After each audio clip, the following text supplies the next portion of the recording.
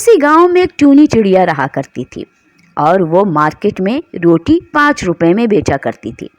लेकिन उसके दिल में लालच पैदा हो गई और वो सोचने लगी कि 5 रुपए तो बहुत कम है, रोटी की कीमत बढ़ा दी जाए। लेकिन इस काम के लिए उसे हाकिम वक्त यानी राजा की रजामंदी ज़रूरी थी। तो ये सोचकर वो राजा के पास जाने का सोचने लगी कि उसके पास जाके रोटी की कीमत बढ़ाने की दरख्वास्त करती है और कहती है कि महंगाई इतनी हो गई तो रोटी की कीमत बढ़ा दी जाए।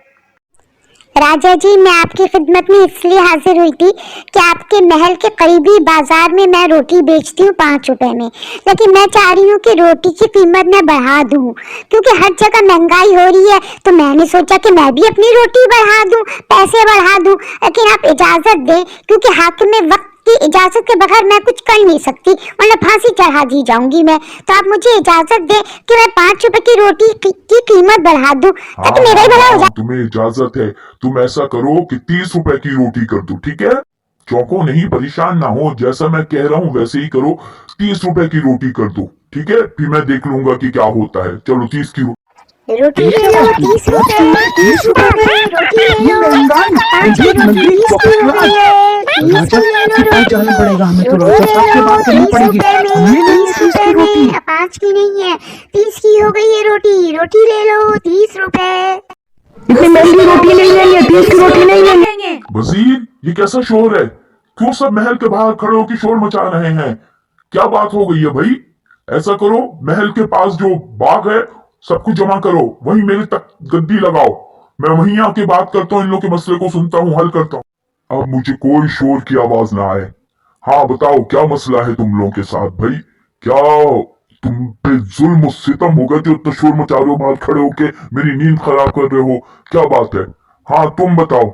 जी राजा हुजूर, जान की अमान पाऊं तो अर्ज करूं कि इसलिए ना 5 रुपए की रोटी टुन्नी चिड़िया ने 30 रुपए की करती है, बहुत महंगी हो गई है। हम 5 की बड़ी मुश्किल से देते थे, ना कि 30 रुपए की।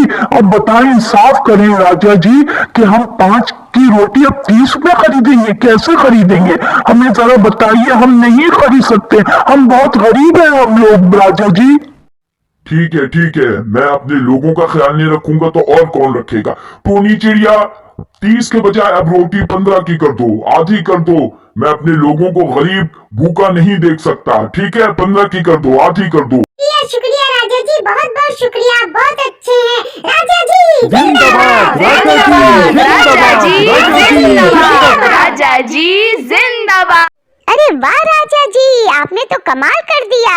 5 की रोटी मैं बेचती थी, 30 की किया तो लोगों ने शोर मचाना शुरू कर दिया, लेकिन आपने तो मेरा अब भी भला कर दिया। 5 की रोटी अब मैं बेचूंगी 15 की। वाकई राजा जी, अब तो मैं भी जोर जोर से चीख चीख कर कहूंगी, राजा जी जिंदाबाद, राजा जी जिंदाबाद, राजा जी जिंदाबाद। राजा हो तो आप जैसा हो। कहा जाता है कि जैसे अवाम हो उनके सरों पर वैसे ही हुक्मरान मुसल्लत कर दिए जाते हैं। इस कहानी से आप लोग समझ गए होंगे कि हम कैसी कौम है, जिनके सरों पर कैसे हुक्मरान मुसल्लत है, जो सिर्फ अपना सोचते हैं। और हम कभी महंगाई का रोना रोते हैं, कभी गुर्बत का, तो कभी बेइंसाफ़ी का। लेकिन ये सब तो खुद हमने अपने हाथों से चूज़ किया है ना, ज़रा सोचिएगा।